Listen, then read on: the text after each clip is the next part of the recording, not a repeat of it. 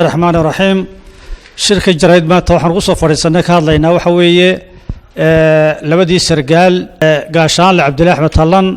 تليه حبس جرادك إيوه نور أو علي نوح أو ها تليه كعكي صلدق جرادك أو لقول له يي بري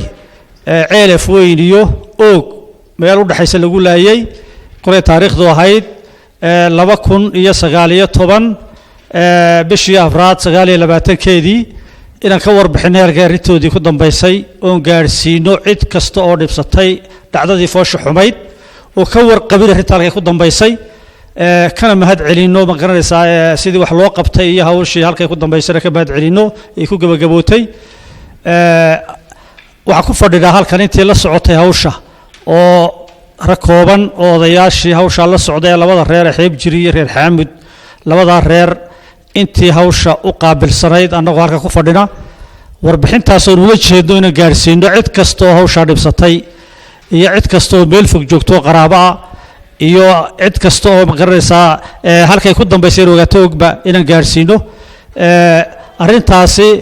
waxaan uga mahadnaqaynaa madaxweynaha jamhuuriyadda Soomaaliland موسى وحرقة ما هذا قينا سيدي هو وجهي قيمها بدنيد أمر كي أو بحية أتكا كاسل وقلا بحية بورية بنام با سلوق بترجع قاعد كرجلياشها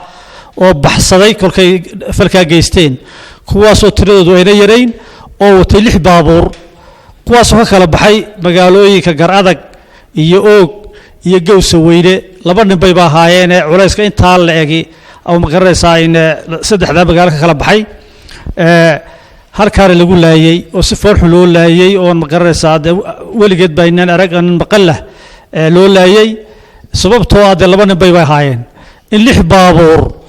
أو مقرصة قرابة هو إن طال لو يسكو خيري هاي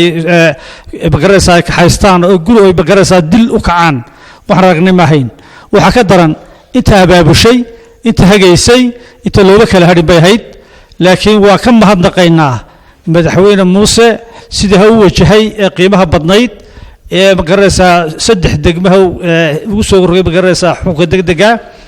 يعيد ماضي هو شاقب طيبة عادي يدور ما دقينا تاسو لقصو قبطي وقعنت لقصو دقي سديت كم إذا قعن كل جلياشي لقوها لا لقصو قبطي أنت بدلنا بحثتي تبديت وحكى كم بهذا قينا بارياشي سيدا في عروسه باري محاكمتي كوباد عيدا ماذا بريقة إيو حرالياشي إيو سيدا بسمد اللي ووغي تاسو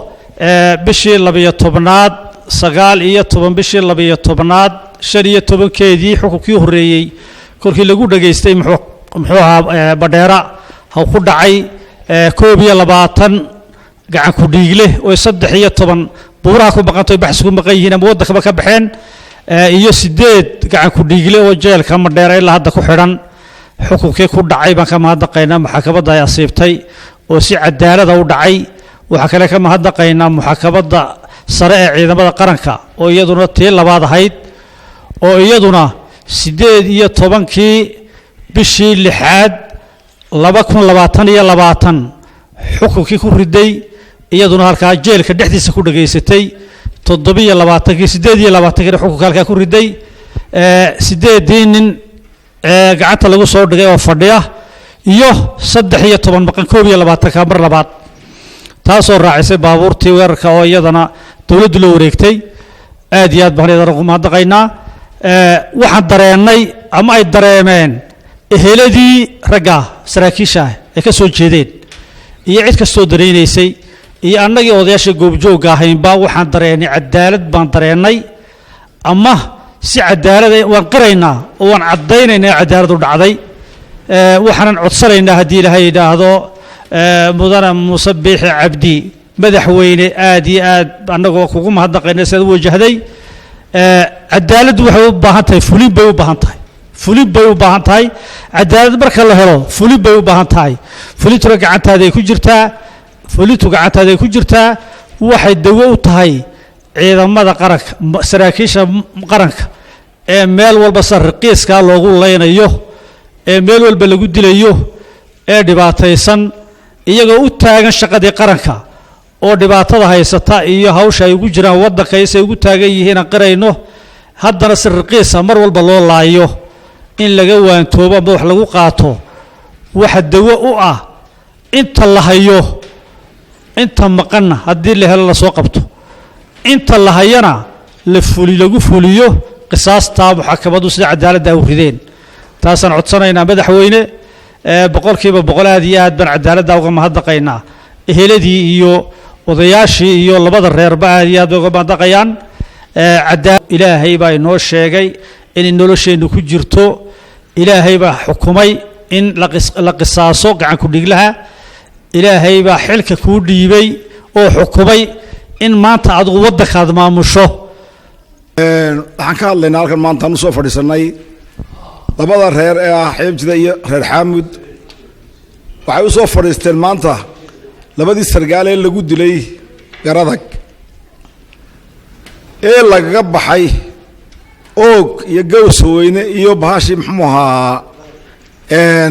garadag ee sida fool xun loogu dilay meeshaa dee 7 baawur ragga watay waxaa tiida lagu arkay mayhayne ee reer dhani ku dareereen taasi waa tudee ciddii maqashaba ay la yaaban tahay wey annagu haddaan labadan reer nahay dowladda muuse biixi cabdi hogaaminayo aad baan ugu mahadnaqaynaa aad iyo aad baan ugu mahadnaqaynaa hawsha uu ka qabtay muuse biixi uu ku soo rogay bandooda sidii buuraha ay nimankaasi galeen looga soo saaro iyaga iyo odayaashoodii ciidankaba ku hawlgeliyey aad baan ugu mahad celinaynaa ma haddaa kadib maxkamadda bariga ee koobaad xeelaaliye hadday tahay garsoore hadday tahay ku maxkamadeed hadday tahay CID hadday tahay baarayaashooduna sida quruxda badan ee ay cadaaladda ee ay u galeenna waan mahad celinaynaa maanta halkan anagu waxaan ka mahad celinaynaa cadaaladaan tirsanayno ka tirsaneen dowladda uu hogaaminaya muuse biixi cabdi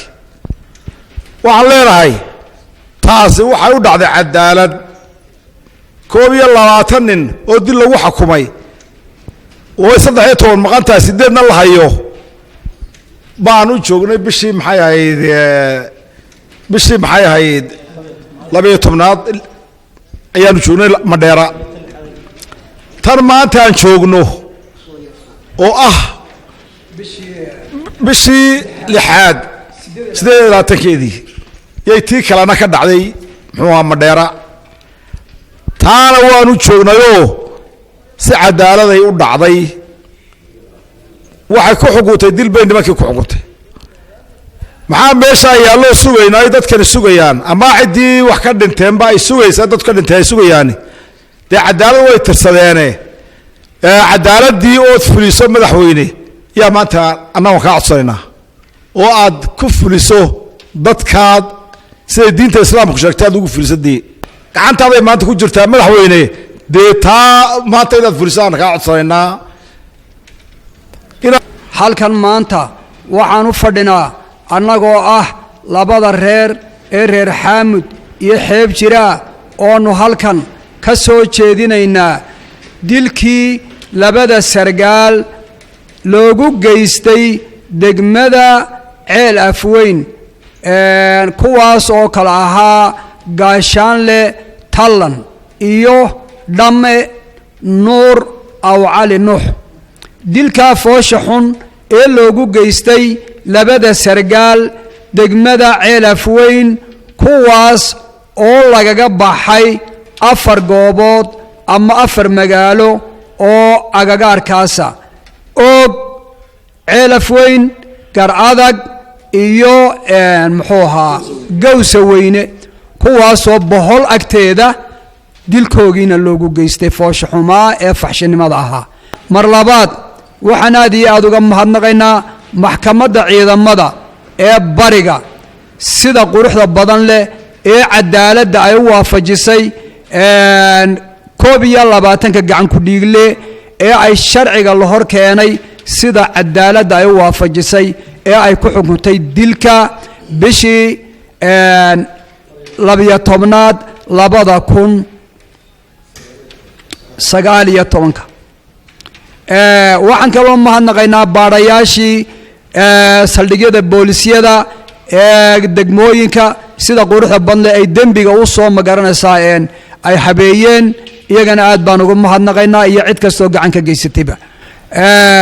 halkaa markay joogto gacan ku-dhiglayaasha oo 8 ay xaadir tahay 11 ay baxsadeen 13 ay baxsadeen oo meelaha ku jiraan Puntland iyo sida la sheegay meelayowga ma garanaysa ay wareegaysanayaan iyo reeroogaba maxkamadaasi dilka ku xukuntay waxaan aad iyo aad ugu mahadnaqnay maxkamadaasi sida quruxda badan leh cadaaladda ee u waafajisay sharciga waxa kale oo maxkamadda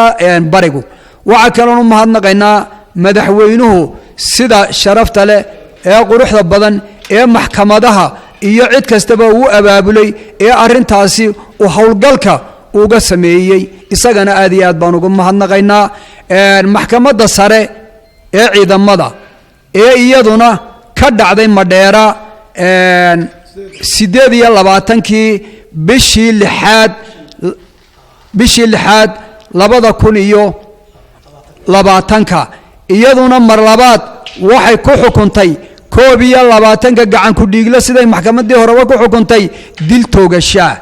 aad iyo aad bay waxay u taageertay xukunkii maxkamadii hore oo si cadaalad u dhacay iyaduna waxay waafajisay si cadaalad aad iyo aad baan maxkamadana ugu mahadnaqaynaa mar labaad waxaan halkan madaxweynaha u soo jeedinaynaa iyo xukuumaddiisa waxa weeyaan cadaaladdu waxay u baahan tahay fulin bay u baahan tahay haddii la waayo fulinta dee cadaaladii ma sax ma noqonayso mana dhammaystirnaanayso waxaan ka codsanaynaa madaxweynaha maadaama xukunkii maxkamaduhu ay soo dhameeyeen inuu madaxweynuhu dambiilayaasha sida cadaaladda ay maxkamadu ay ugu xukuntay dilka inuu isaguna fulintii sameeyo oo dadkii qaraabadii iyo eheladii iyo dadkii dhageen magaranaysaa dadka xidhiidhka iyo qaraabada ugu magaranaysaa taallay labada sargaal ay say uga samraan oo u ogaadaan in cadaalad loo mariyay dadkii dilka ka dambeeyay hadii la waayo fulin waxba kala socon maayaan maanta halkan waxaan u soo fadhiisanay shirka jaraa'il aanu qabanaynaa waa dilkii foosho xamaa ee ka dhacay saraakiisha lagu laayay bariga ceelaf weyn lagu laayay ayaan halkan u soo fadhiisanay anagoo kala ah beesha reer xaamud iyo beesha xeeb jire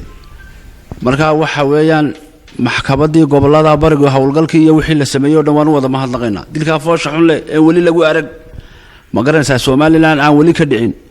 ee saraakiil shaqaynaysa oo hawshoodii wadata oo saldhigyadoodii ka shaqaynaysa si fool xun loo dilay meel walba saraakiil way ka shaqaysaa oo way joogtaa laakiin iyagu shaqadoodii iyagoo wata oo hawshoodii wata ayaa si fool xun loo weeraray oo loo dilay marka howlgalkii halka ka dhacay dawladdu aad bay ugu mahadsan tahay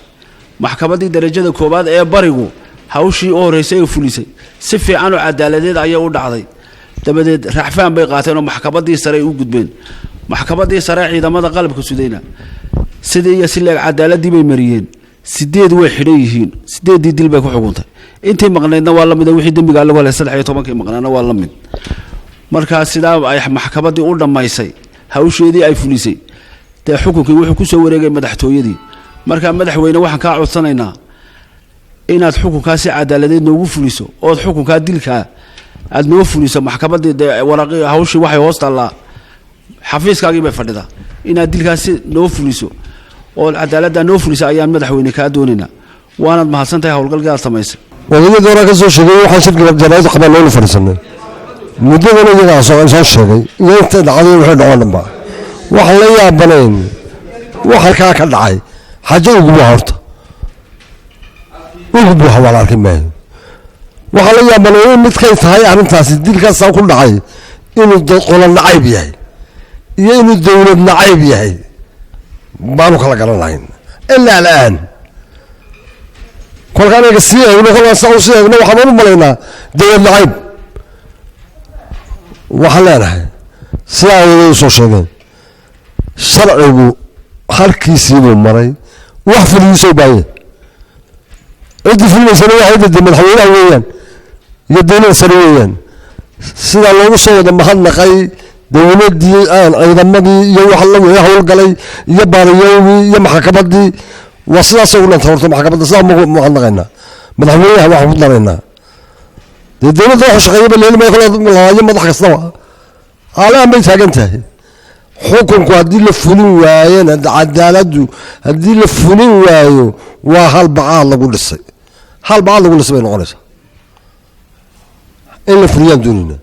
dowladda loo fuliyaan doonayna dadka shacabka loo fuliyaan doonayna somaliland loo fuliyaan doonayna sidaa ma lagu kala nabadgalay